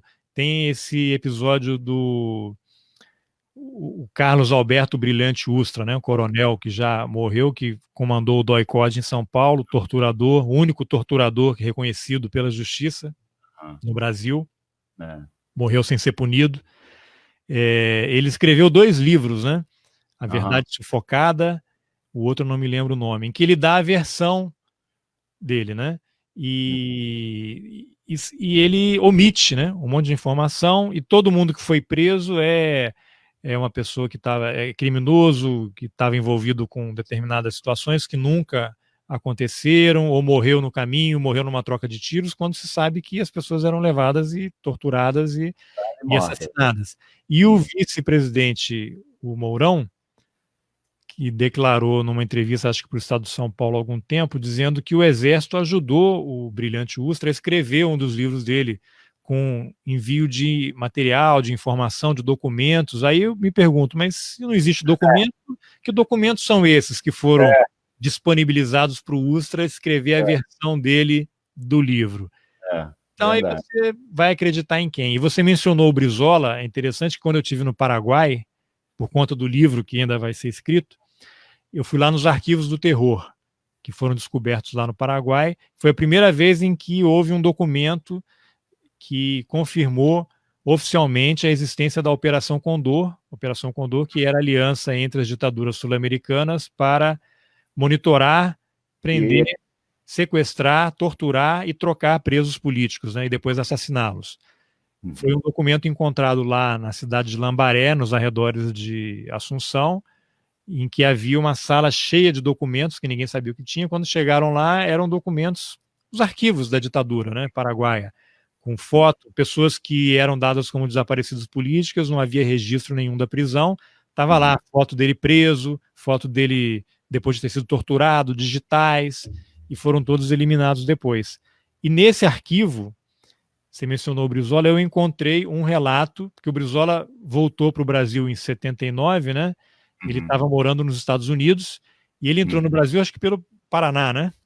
Fronteira do Paraná. Ele fez uma escala em Assunção. Isso. Tem lá um documento da ditadura paraguaia. Lá, chegou engenheiro Brizola, quem é que estava no voo com ele, o que fez, quantas horas ficou e tal. Quer dizer, monitorado pela ditadura paraguaia. Isso em 79, você vê, né? Eu tenho esse documento, vou mencionar, né, no livro. Muito interessante. Olha, Júnior, nós falamos bastante, eu acho que você... Bastante não é o termo, tá incorreto. Né? Falamos o suficiente para esse momento. Antes de você dar uma palavra final, eu gostaria de fazer um registro porque as pessoas que vão nos ver depois, sei lá, eu não consigo entrar aqui para ver comentário, não entendo nada disso. Aí, e também pode ser que a gente não tenha tá sendo visto por ninguém, né? Ninguém se interessou também. Eu estou com o Facebook aberto aqui, tem menos 5 pessoas assistindo. Pois acontece. Também é um registro para a posteridade, está disponível, quem quiser assistir. Claro.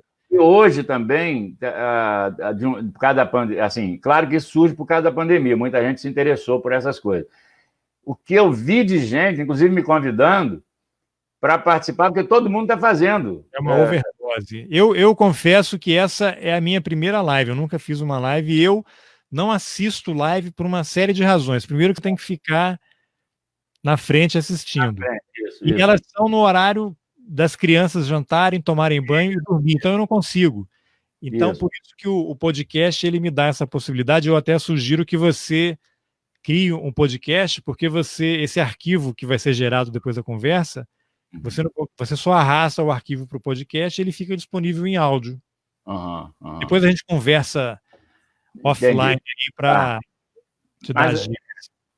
É muito, muito interessante. Mas aí, quer dizer, muita gente hoje está fazendo. Então, assim, tem várias pessoas hoje, exatamente agora, fazendo os ao vivo, né? Assim, live, né? Live, que chama, live.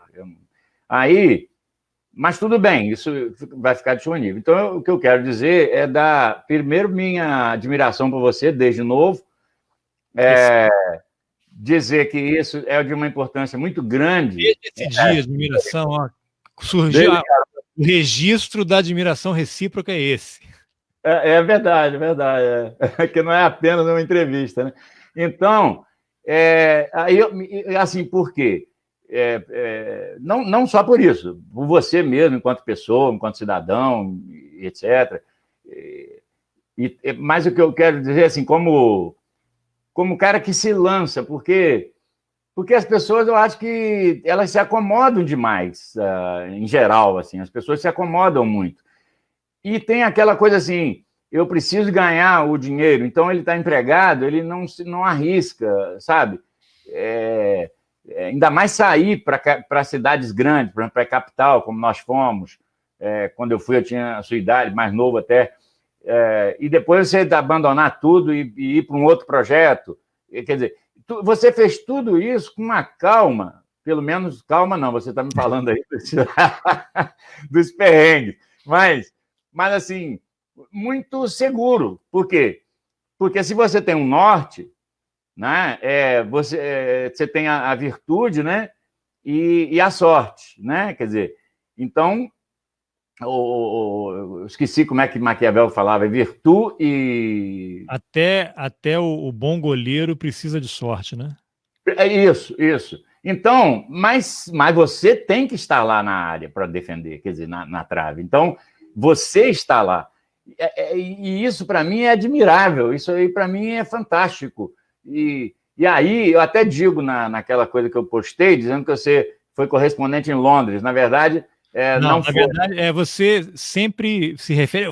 Ele foi para Londres. Eu tive uma É, vez em Londres, eu fiz um curso de inglês de um mês lá. Foi a única vez que eu fui a Londres.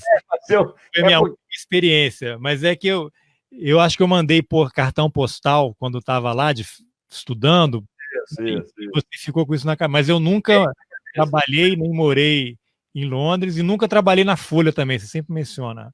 É E nunca porque eu. Não, trabalhei no Estadão, também não. também não. Não, mas é por causa do curso, assim. Mas essas variações não ferem, né? Não, Absolutamente. não, não. Agora, você falou uma coisa muito interessante, eu queria só complementar, além dessa coisa de se lançar, né? Porque o podcast não tem remuneração nenhuma. Depois eu vi que 3 amigos contribuem, um com R$ 1, outro com US$ 1, na verdade, né? Porque a plataforma permite que as pessoas, se quiserem, Aham. contribuam voluntariamente, faz uma espécie de assinatura, né? Como você faz um jornal. Aí outro dá US$ 5 e tal, dá que não serve, não é Nada. suficiente para sobreviver, nada de longe disso. Até eu nunca fiz campanha, nunca solicitei nada.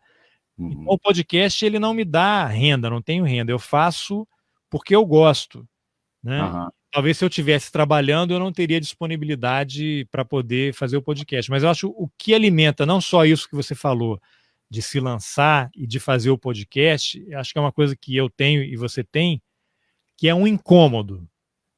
Eu, quando morava em Campos, eu tinha um incômodo que eu não sabia o que era.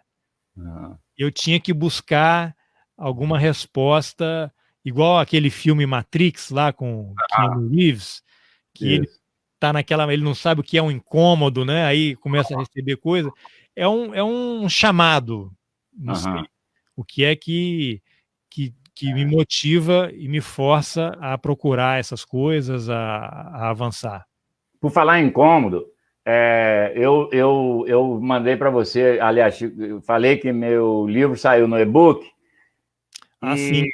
e Júnior, é muito fininho, ele é fácil de ler, você lê em 40 minutos, e parece chato, você vai ver que não é. Ele faz uma coisa da filosofia com a linguagem, mas eu pego, a partir de Vidas Secas, de Graciliano Ramos, que existe alguma coisa ali me incomodou. Eu tinha 20 anos. Alguma coisa ali me incomodou. E eu li o livro, se você quiser saber, 12 vezes. O Vidas Secas. Eu assisti o filme uma porção de vezes. O filme é muito bom. Foi até premiado e tal, em Sim. 64, né, que foi feito. E li a obra de Graciliano toda. Mas Vidas Secas me incomodava algo. Sabe o que era? Que todas as vidas são secas, porque ali ele fala da seca do Nordeste, entendeu? Então, nossas vidas, nós temos que dar um sentido a elas, senão elas são secas. Então, Perspectiva, né? sim, senão você fica ali parado. Então, tem o incômodo de Sinhá Vitória, que é a mulher de Fabiano, que é o personagem, é um calombo no colchão dela, que o sonho dela era ter um colchão de gente rica, entendeu? Da época, um colchão de mola. E então tinha um calombo que incomodava. E Graciliano termina o livro e não resolve o problema do calombo, porque é uma família de retirantes que não sei de onde veio, né, de seu Manel da Bolandeira, e também não sabe para onde vai, entendeu? É o fio esticado de Nietzsche, que eu até falo no final. Então, eu acho muito interessante essa coisa do incômodo, porque é o incômodo que faz a gente buscar alguma coisa, né? É o incômodo de Sinhá Vitória, ou de Fabiano, ou seu, ou meu, quer dizer, é um incômodo que é altamente filosófico. Se você não estiver incomodado, você fica igual o gato, você senta ali, come, dorme e tal, faz sua necessidade e pronto. Não é? E não há nada mais coisa preguiçosa e parada do que gato, né? Diferente do cão. Então, mas nós não somos gato. Então, essa é a admiração que eu posso chamar assim de ser humano, né? Que é muito difícil ser humano, né? E mais difícil ainda é tornar-se pessoa, entendeu? Quer dizer, você superar esse humano, tornar-se pessoa. Não chegar a mudar totalmente como queria Nietzsche, né? De superar o homem, assim, isso talvez aconteça um dia, não sei. Eu acho que a gente está virando robô, mas pelo menos ter a noção exata do que representa um ser humano em relação ao outro, ao mundo inteiro. Você é o mundo em você, entendeu? Então, é a questão ética e tudo mais. Então, é isso que eu vejo em você. Você falou de Elinho Cordeiro, que é uma pessoa corretíssima, né? Você vê um cara como Horávio, que é uma pessoa corretíssima, no sentido, não é no sentido moral. A moral muda com os tempos, muda de lugar para lugar, você viveu em vários lugares, você vê que as questões morais são diferentes e tal, mas a ética é universal, então é no sentido ético. Então, Júnior, minha admiração é isso, você é, para além de um bom profissional, um cidadão, quer dizer, um homem do mundo, né? Um cidadão, uma pessoa, né? Uma persona, né? Como dizem os gregos. Essa é a minha admiração. E gostaria só, então, que você só falasse uma palavrinha para terminar aí para os seus amigos aqui em Campos, uma hora vão ver isso. Obrigado. Você mencionou ética, né? Uma vez eu li que ética é aquilo que você faz quando ninguém está olhando, né? Você não vai roubar porque é errado, porque não tem ninguém olhando, né? Isso. Então, esse é o caminho. Mas, Avelino, obrigado. Foi a minha primeira live aqui e com um amigo, né? Tão dileto. Fica melhor ainda. Citei um monte de gente, deixei de citar outras tantas, porque muito tempo, na hora você não lembra, mas não é demérito para ninguém. Fica o carinho que eu tenho. Campos está sempre, é onde eu nasci, onde minha família inteira mora, é para onde vou voltar sempre, né? Por uma razão ou por outra. Não tenho mais tantos laços afetivos com a cidade, porque a gente muda, né? Você, se não convive com as pessoas e não vive os mesmos problemas naquele mesmo tempo, a vida ela avança de forma diferente, em ritmos diferentes, né? Para um e para o outro, né? Tem até um livro interessante que um amigo meu sempre cita, que chama Sonhos de Einstein, que ele vai dar uma explicação da teoria da relatividade, como é que o tempo passa diferente para as pessoas. Ele usa o exemplo de um parque de diversões, né? Você tem um pipoqueiro que todo dia, 5 da tarde, ele encerra o serviço e vai embora. Você tem um namorado que está esperando a namorada e tem um avô que está com o netinho. Então o pipoqueiro, deu 5 horas, ele vai embora. A netinha ali com o avô, eles querem aproveitar o último momento, então o tempo está correndo para eles, né? O parque vai fechar e eles querem aproveitar tudo. E o namorado, que a namorada não chega, o tempo se arrasta, né? Então é um pouco isso, né? Que você depende da sua perspectiva. Aí cada um tem o seu ritmo. Mas eu acho que o importante é renovar a fé no bom jornalismo. Eu tenho muita vontade, nunca coincide, né, de eu voltar a campus num período, por exemplo, que a faculdade está em aula, né? Eu gostaria muito de ter um encontro com os alunos de jornalismo para contar um pouco da minha história, responder perguntas. E o mais importante, para falar que eu não tenho nada de melhor do que nenhum deles. Eu acho que todo mundo é capaz de aprender tudo, de conseguir o que quer, mas precisa de foco, né? Precisa se concentrar. Eu vejo aqui, porque eu estou muito em casa, né? Rede social é um sugador de tempo, um sugador de alma. É uma coisa que provoca ódio, que a gente perde um tempo danado. Quando você vê, você está ali meia hora, 40 minutos, lendo coisas que não importam, quando podia estar lendo um livro, escrevendo uma página de um texto, de um romance, fazendo uma pesquisa.